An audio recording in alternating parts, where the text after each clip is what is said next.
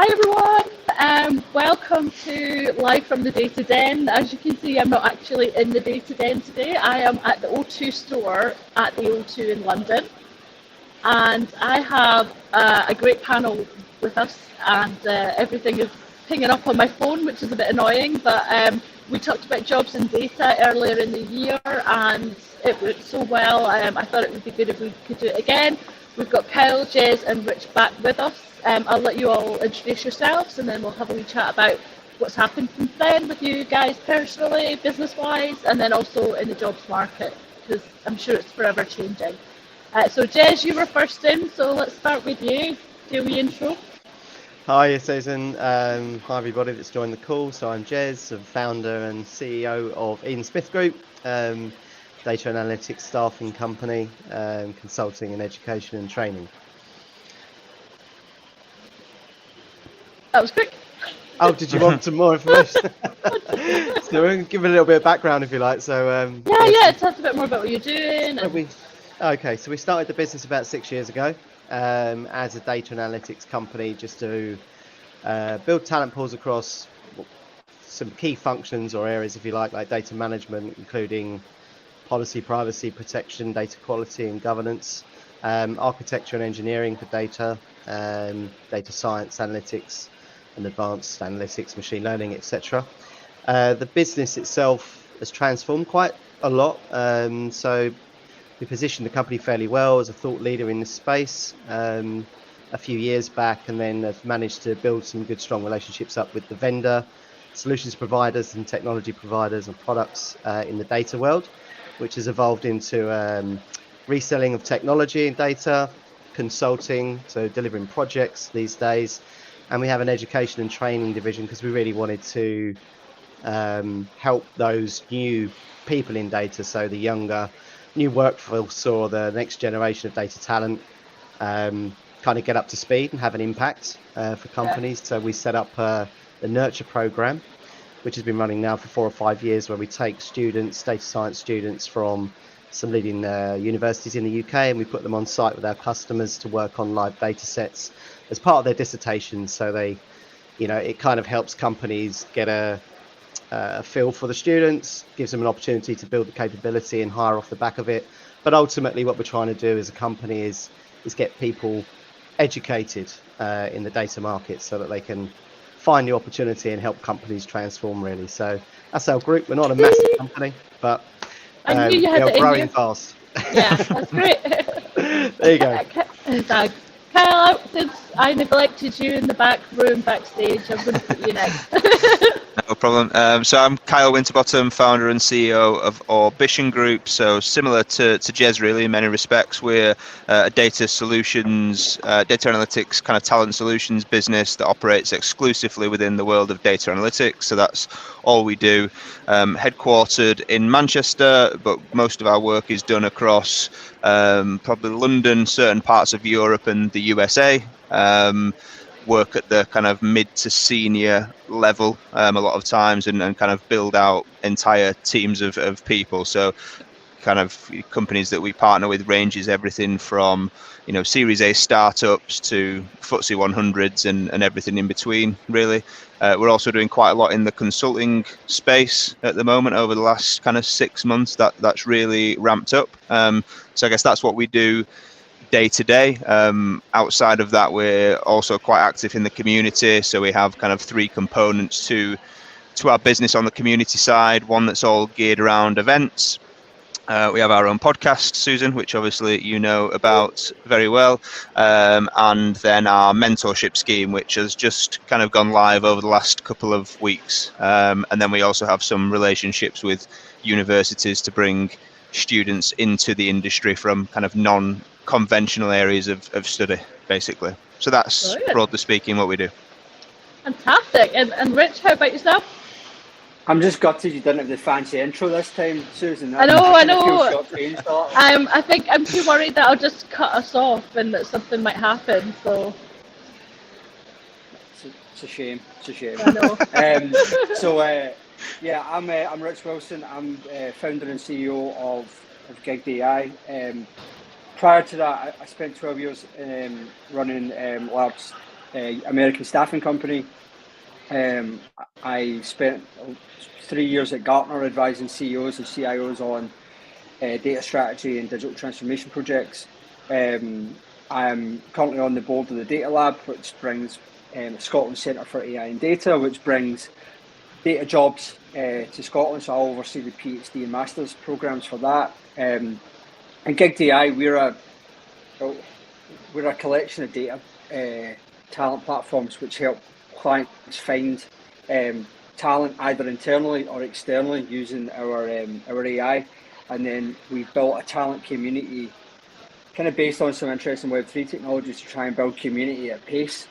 So since we last spoke, we were going through some kind of early stage growing. So we've closed a couple of rounds since then, and we're now kind of trying to grow further into the US market after doing okay in the UK over the start of the year. We're based in Glasgow and London at the moment. Hopefully move into New York and potentially Austin or Houston next in the summer.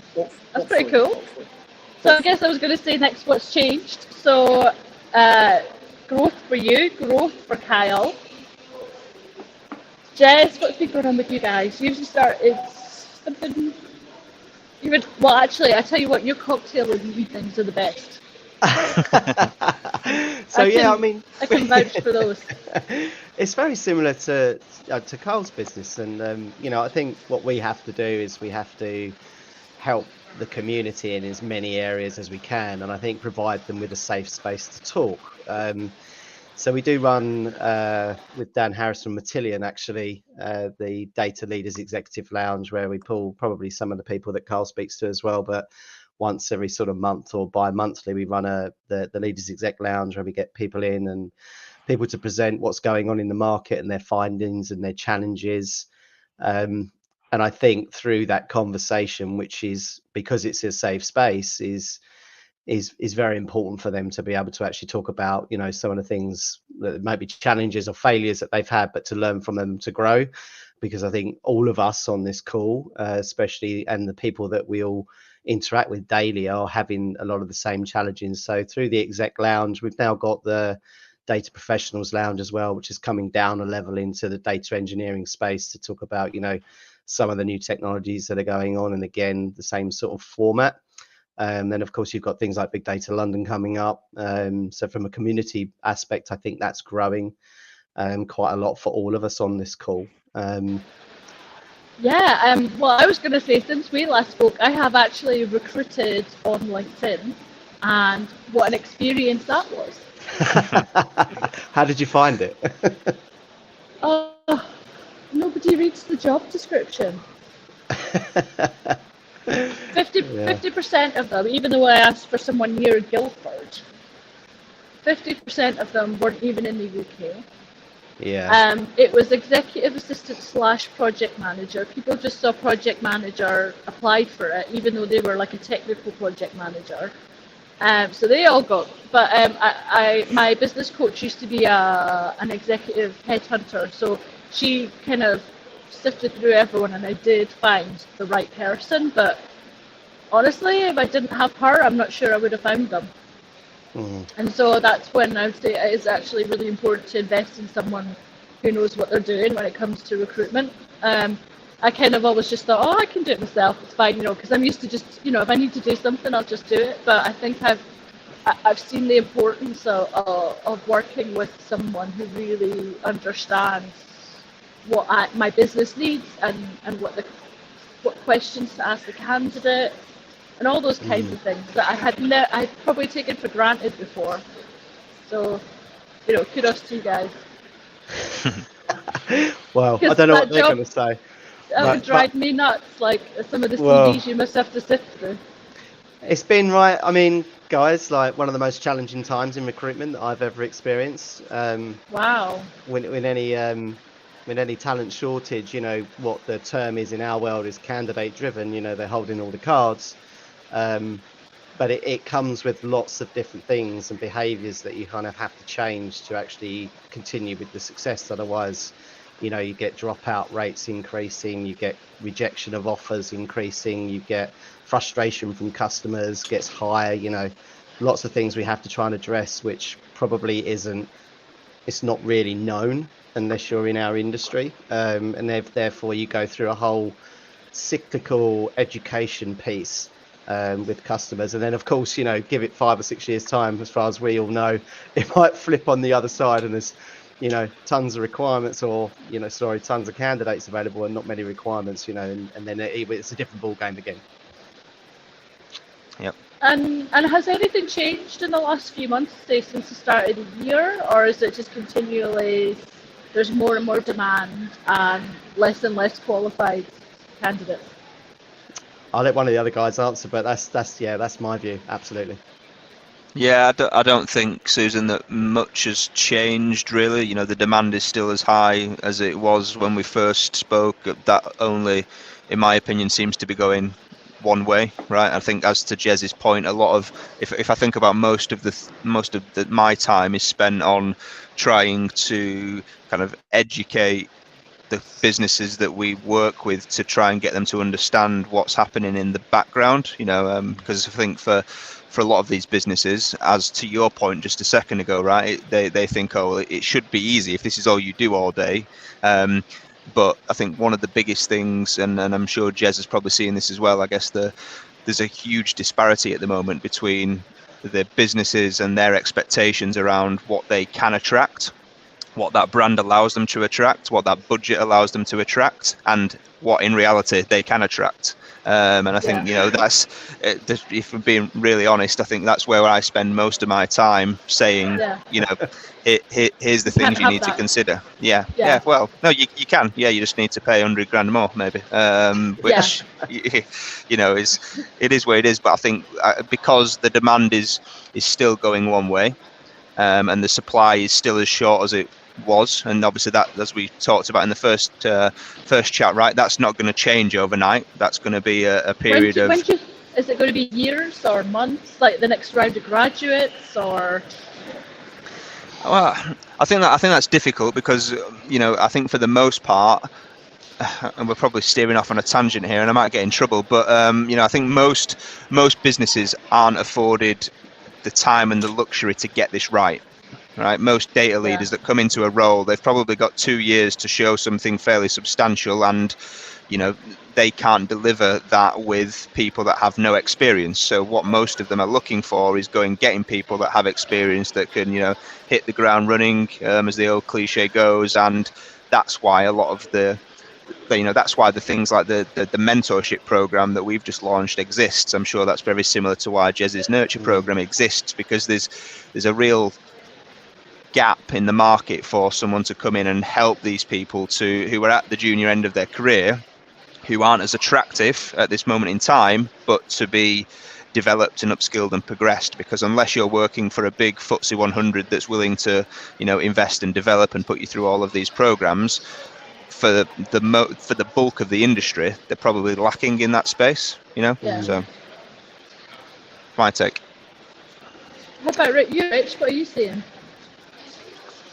Yeah, so we're not just in data, right? So we're kind of across a lot of different fields, all obviously in digital projects. But we've definitely again seen when we last spoke, I think data analysis skills were probably number 4 or 5 in our demand. They're now number 1, right? So in terms of actually from a project kind of fractional basis, right? Because obviously our projects are short, sharp pieces of work, right? It's not a 3-6 month contract.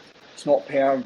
It's short, project-driven demand, right? Sometimes 10, 15 grand defined projects. So we've seen that flip in its head. So we've seen much more, because what we'd seen initially was if you needed a data scientist or, you know, someone to help build your BI estate or whatever that may be, you weren't really turning to companies such as ourselves. But I think now, just because of the demand that guys were saying, it's now then even turned into that more kind of gig approach, which we hadn't really seen much in data in the past. Well, I hadn't seen it in the past. It's always been perma contract or consultants. Do you think because there are so many issues with recruiting permanent roles, more kind of project-based stuff has been outsourced to plug that gap? Yeah, I think so. I think there's also people being willing to look at different ways of doing things. So I think we've seen a lot more a lot more of that. And it's just, what I always focus on is like, what's the challenge? Right? What's the business challenge we're trying to solve? And it is usually around revenue generation or cost saving or risk reduction, right? They're the three things that companies that we're working with are usually worried about. So it then turns into, right, so shit, we've been looking for a permanent person for 6 months. We went to the contract market thinking they'd get a quick fix. They ain't been able to find somebody in the contract market quick enough. Then like, what do we do?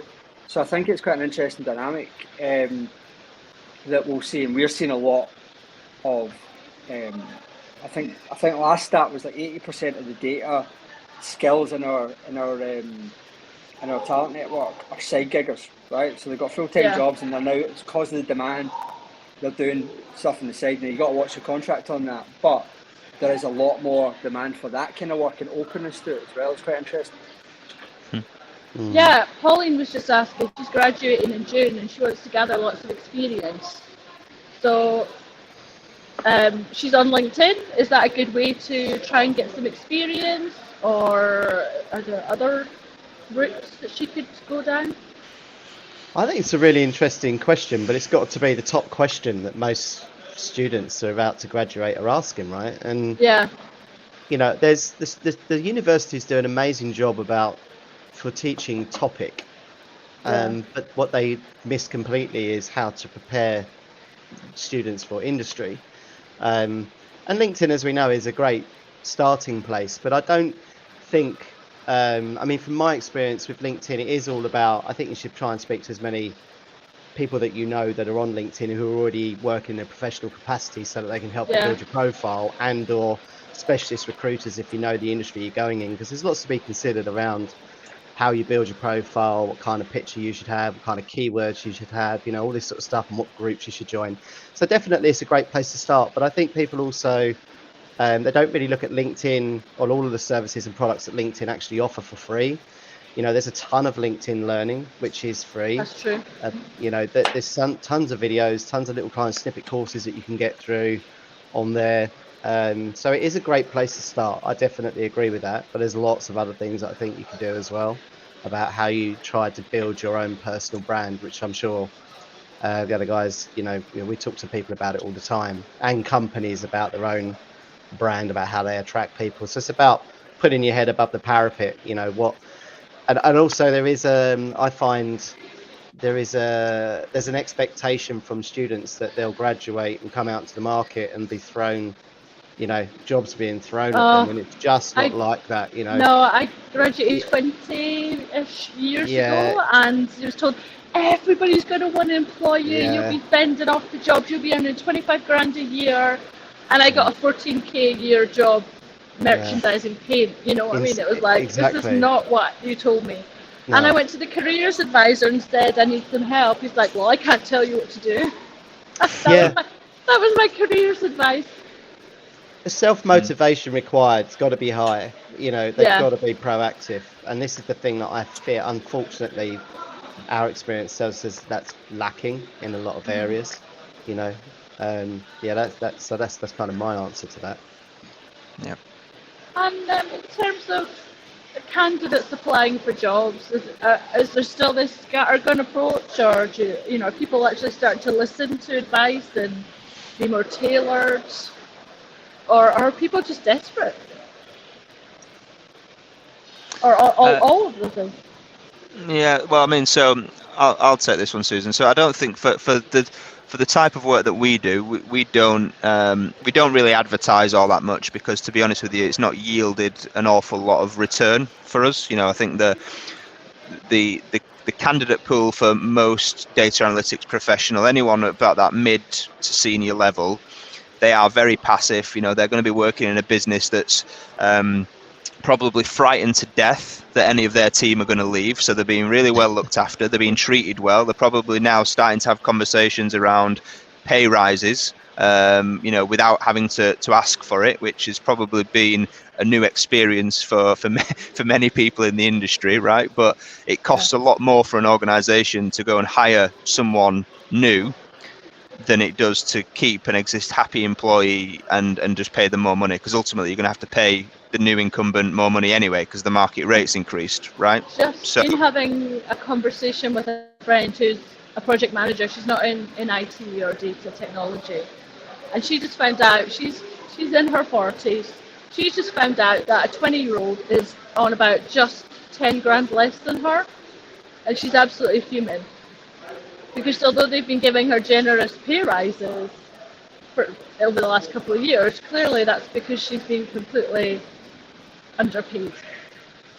Well, possibly. I think this causes. This is a real sensitive topic, right? In our industry. The thing is, I said to her, the only way that you can really get that wage rise or that salary increase is to leave and move to another company. But do you think that's kind of changing now? Do you think companies are more open to? Well, I personally think that still the way that you will get the most money is by leaving.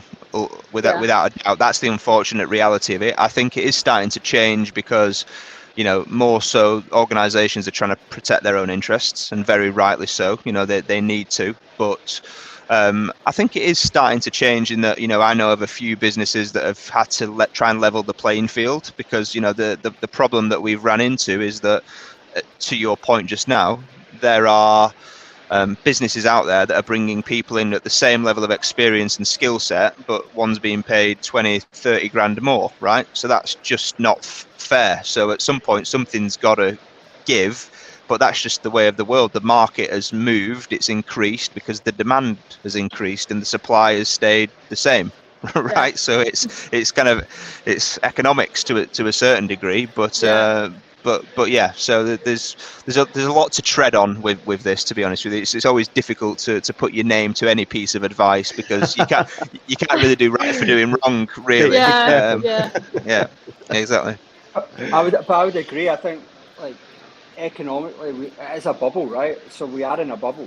The salaries, if you look at, anybody who's been hired in the last 12 months will be at a much higher salary than somebody who was hired, even 24 months ago. Remember when COVID first hit, there was an exodus of redundancies. It was huge, and then all of a sudden, as if turning a light on, it just went the other way. But I've never seen the market change as quickly as it did. So I'm of the belief that it's not going to take 5-6 years for this market to crash. I think we're going to see some big changes over the next 12 to 24 months. You look at VC funding just stopped like that, right? Wow. So if you're any startups that were trying to raise money are now finding it way more difficult than they did a month ago, right? It's coming. I can see it. I'm seeing the signs already. We were speaking, I won't name what client it is, but big client, who are cutting 200 million off their permanent budget this year. Wow. And they're going to replace it all with freelancers, every single one of them. So my next question was going to be, have you seen project fees increase, or have they stayed steady? It's really interesting what Richard's just said, actually. It's just where the expenditure is, isn't it? CapEx, OpEx, right? Exactly. So, it's exactly that. What's happened in 2008, it's going to happen now. Yeah, and it's much easier to switch one off than the other. It's much easier to retain what you previously had that you didn't spend or whatever you did spend, and also I do think that a lot of this is also dependent on where businesses are at in their transformation. I don't think so. If we just put it into data, if we just look at the data well, which is where obviously Carl and our business operates solely. There's been a change in where they were at 4 years ago. So we saw this same trend in engineering where we've got huge spikes in salaries right now. We saw the same thing 4 or 5 years ago in data science, for example. But because businesses have realised that actually maybe that wasn't the place they needed to be, they've changed where they're at and where they put their focus and their time. And hence that is a project spend, because they know that to fix that particular problem is going to be a 12-month to 24-month situation, not something they want to hire perm people into. So, for the external market and those listening to this call, right now, and I'm pretty sure you guys will agree with me, engineering and technology is we're right on that at the moment, because we're pulling lots of data out of source systems and everything else and doing some transformation.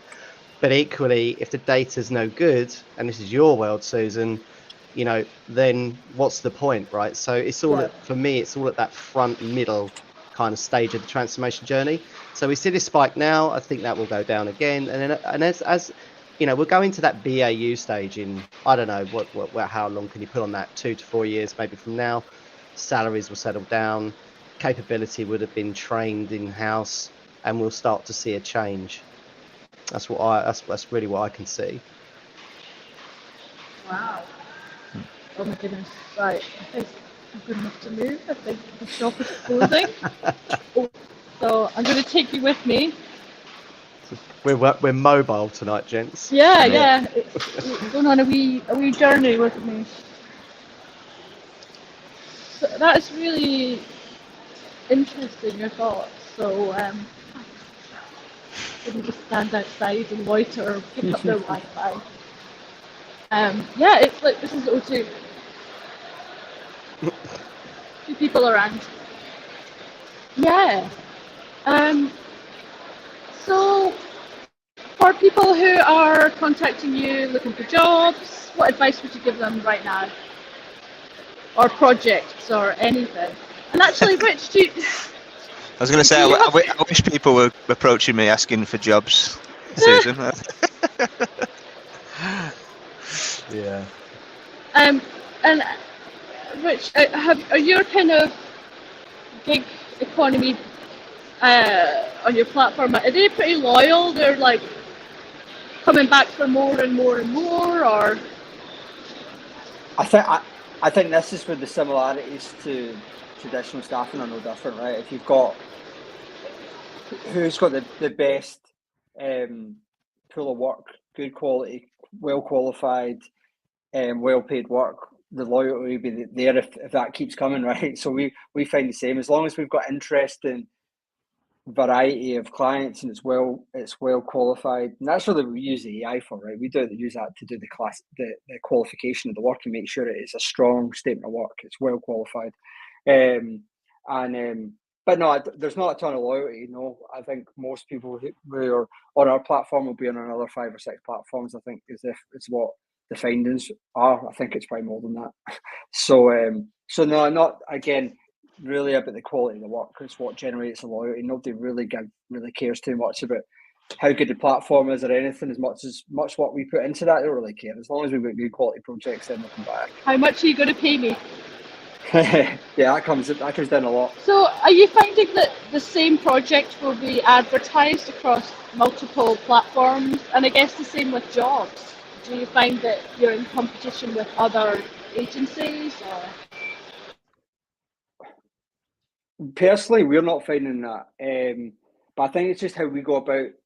We're playing in a very small niche market right now, right? There's not a ton of competition for us in the UK. In terms of the US, there is Upwork and Fiverr, but it's quite easy to compete with them, right?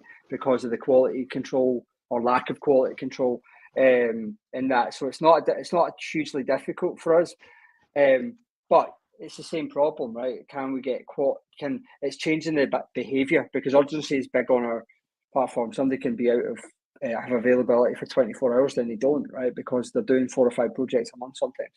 So I think that's a key factor, is changing the buyer behaviour, right? In terms of like, yeah, here's your project. It's like, yeah, but you can't be sitting in it for 6 weeks, right?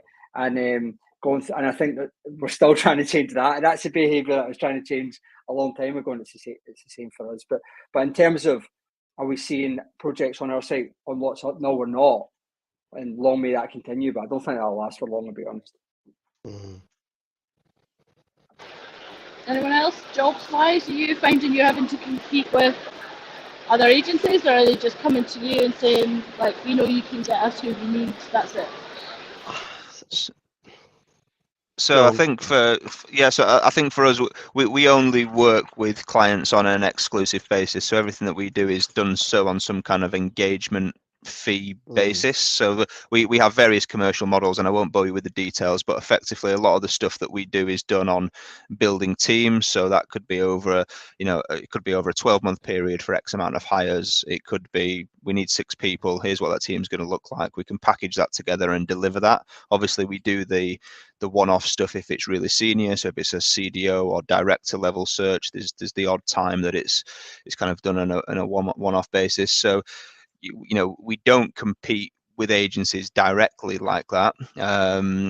But that's not to say that there aren't others out there, of course, because there's 2 on this call. I mean, a point that's probably worth raising is I sometimes wonder who most businesses do use, because it's very seldom that I've come up and kind of spoke to a client who's using Jez, or I reckon there's probably only a handful of businesses in this space in the UK who I would consider true competitors, and I often don't bump into them. So it's probably no wonder that most businesses aren't doing so well at this, to be honest with you. Yeah, I totally agree with Carl, and it's the same experience for us. You've had to, in a market like this, if you don't do something service-based that's got outcomes and you're rewarded by performance and it's an exclusive engagement. I know for a fact Carl's business, and Carl wouldn't be working if he was presented with work against us and 2 other agencies. He'd walk away from it like we would, because the time and effort it takes to find the right people, it's just not worth it. And I mean, fortunately for us, right, it's great because no doubt we do the same thing. You package things up into something that's tangible with an output to it, and it helps, and you build relationships up that way. And you don't work with numbers and numbers of clients or customers, right? That's recruitment from old. And it seems to me like we share the same views and values on the way recruitment should be done. Hence why his business is doing, Carl's business is doing well. We're doing well. Because it used to be you would jump on a hamster wheel trying to find new clients every single day, and out of 10 of them you'd only deliver to 2 of them, and everyone would celebrate that at the end of the month. And that's just fundamentally wrong, because you've got 8 unhappy customers, and what's the point? So I think those that are specialists, those that are adopting this way of working, will be much more successful in this type of market over the next 4 or 5 years. And for those that don't really understand the data world, that are doing traditional IT recruitment with a bit of data, that's just got to be awful, because I can't imagine what that would be like without having a really good grasp on the community and not having a good talent pool to be able to network through. I mean, it's hard enough as it is, this job, controlling the process in this market, let alone if you've only got a small pool to sort of talk to. So are you telling me you don't have a bell that you ring? We celebrate, obviously celebrate success, but we're fundamentally a remote organisation. We're hybrid working now, right? So we do celebrate those on our collab days and things like that. But outside of that, it's all through Teams and everything else. There's plenty of gifts out there that go New Deal, and you can have a good laugh about it and stuff like that. Yeah, I mean, I'm sure Carl rings a bell or whatever. He's got a nice office there that he's just bringing up, and there's going to be something going on, right, when you do a deal. I think I might be able to show you, actually. I've got a little. He's got there you go, in the wheel. But that's actually just for some kind of team incentives. It's got like free Starbucks, a bottle of wine, a £10 gift voucher, stuff like that. I like it. Yeah, I like it. So in terms of your teams, you're office based, Kyle, now. Jez, you're more remote based. I have a remote team. How do you kind of keep everybody together? So, I use Teams, we have virtual nights out, that's the kind of thing we're doing. So we have and actually Rich as well. I mean, how have you got a team? I guess you do. You do, don't you? Yeah, all over the place. We've got a base in Glasgow and an office in London, but yeah, they're not. I wouldn't say they're very well used. It's hard. It's hard to try and find the exact balance. I think it depends on what your culture's like as well. So we used to have an office in the city, then obviously had lockdown, and now we're fully remote. But we do still meet in London. We are just about to. We've found hubs all over where our people are, so they can collaborate individually. and we're about to get an Essex hub, which we're going to call more of a training hub, training and collab hub rather than our fixed office, you know. So Free just trying to find that time? balance. Pardon? Free spray times? No. Actually, I use WeWork in Waterloo when I'm up in London, and I really like their offices and the barista as well.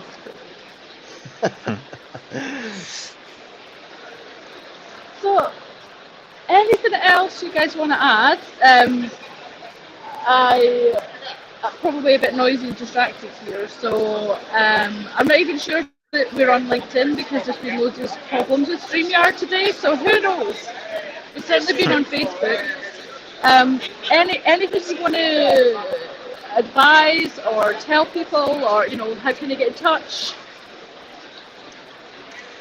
LinkedIn, you can find me there, Susan, as you know. So if anyone wants to get in touch, you'll find me on LinkedIn. Yes, same. I'd say to Pauline that was commenting. The Data Lab have a community. I put it in the private chat. Maybe share it with her. I will share that with her. I actually went to school with Pauline like 25 years ago, or she was a year or two above me. So I'll share that with her. Data Lab community is good. It's full of data science leaders, CDOs, but that are trying to help those that are trying to get early in their career or trying to retraining or trying to get in. There's mentorship programs, there's MOOCs, there's tons of training. It's all funded by the Data Lab, so it's totally not for profit. So that's definitely really good for people at the start of their career. Yep. Yeah, Pauline's just saying she'd like to network. You can find them all on LinkedIn, and they're tagged in this event, so I'll make sure I share that with you. I've just put a link on here, Susan, as well. There's cheers, Jez. For the Eden Smith alumni, so that's where a lot of our people trying to get into industry join. Once this is over, I shall pop those in the chat. I hope this has been on LinkedIn. Let's see. Well, it says that we're live, Susan, so I think that's cool. Yeah. It's been very quiet in the comments, but that could be a StreamYard thing, so... Yeah. Cool. So what is... Okay, one more thing, actually. So is data engineering the new hot job? It's the new hot requirement, for sure. Yeah. Or are they just tagging that onto everything else they want already? Pretty much. Yeah, well, there is that to consider. I mean, I think the data engineering landscape over the last 12 months especially has kind of grown. I think that's only going to go one way. I think we talked about this the first time. I think other areas that we've seen grow, kind of governance and data management has gone through a bit of a resurgence. We're starting to see some real traction into the world of data product or data as a product or product thinking or something about products. Who knows? But yeah, so that seems to be an area that a lot of businesses are starting to have some success with, which is. So you find that, because Rich was saying about the demand for analysts, has that changed for you guys? You, Jez? So, I mean, we get a fair amount of, analyst requirements through. I think if I was to categorize the bulk of the work that we've been doing over the last 6 months, it's definitely in the engineering, architecture and governance space, without a doubt. I've not seen a data scientist spec, or many of them, for a long time, to be honest with you. So yeah. Yeah, you kind of get again, it depends on where the business is, doesn't it? When I guess, Carl, like you've probably seen the same when companies building a team, they want a bit of everything, but certainly less of the advanced analytics and data science right now. It's more of that front end, let's get the data right and let's get it into one place, and then we can start doing some great stuff. We kind of see the same thing, really. I don't think that's going to change in the interim. It's amazing though. I just find that the salaries, there's this top 10% of earners out there in engineering, which is just so far ahead of where the mainstream average benchmarking is, which just makes it so difficult for customers, I think that's one thing that we've seen, and go back to Jez's point about trying to manage customer expectations, is that, you know, everyone's got a friend or has a friend who's got a friend that's recently got a new job and got a 50k increase, right? So everyone's expectations now for if they're going to move jobs, it needs to be for a ginormous increase. So there's definitely been that playing in the market. But yeah, I think the key thing for me still is the disparity around expectations and reality of budgets and branding and all of that type of stuff. You know, so we had someone interview relatively recently for a role at about 90 to 95k. That person got rejected. They were no good for the job, and then we managed to place them for 120k for the same job title elsewhere. So it's just like, well, who's right and who's wrong here? Like, you know, it's the same person. So it all comes down to the individual organisations and their needs at that moment in time. Do you think job titles count? Oh god, how long have you got? I mean, I think job titles in our industry, they're very undefined and they're unstandardized, which makes it difficult, because, you know, you can have 3 people doing the exact same job day to day that have different titles. You can have 3 people day to day who have the same titles who do 3 different jobs. Theoretically, right? So on paper they have the same title. So to Jez's point earlier about, you know, the other IT recruitment businesses that just do a bit of data, and I know for a fact that they fall into this trap all the time, is, you know, if you're just searching by a job title, you're probably missing 40% of the possible candidates, because they're called different things depending upon the sector, depending upon the business. So there's that to consider as well, right? Less is more, that's what I say. Yeah. Let's keep it simple. Just call yourself a guru and it'll be fine. That doesn't help us, Susan. Yeah. Well, that was it. I literally didn't know. When I worked for the spend analytics company, I didn't know what my job title was. I didn't know where I could go looking for another job that was similar. So I was like, I just started a business. That's how this all happened. Oh. Then it kind of got out of control. Done a great job. Yeah. But yeah, I guess that's why we're all here doing what we're doing, because we saw a need and a gap in the market that was missing. Yeah, absolutely. Yeah. Absolutely. And, you know, there'll be another one of the same. You know, we just have to work out what one that will be. Yep. Try and get ahead of the curve. Yeah. Well, thank you for spending your early evening with me, Jen. A pleasure as always. I'm sure we'll definitely have you back on. I definitely want to try and get some data IQ 100ers on at some point. So, Kyle, congratulations on your listing. Congratulations. Thank you very much. Try and get some of those on. And yeah, thank you so much for all your insights. Super helpful for everybody in the data space. So thanks very much, guys. Cool. All right. You're welcome. Goodbye from me at the O2. I'm off to go on a party boat and have some drinks. So I will share pictures later. Thanks, everybody. Enjoy, Susan. Bye. Good to see you, Rich. Cheers. See you later, Kyle. Bye. Bye. See you later. Bye-bye.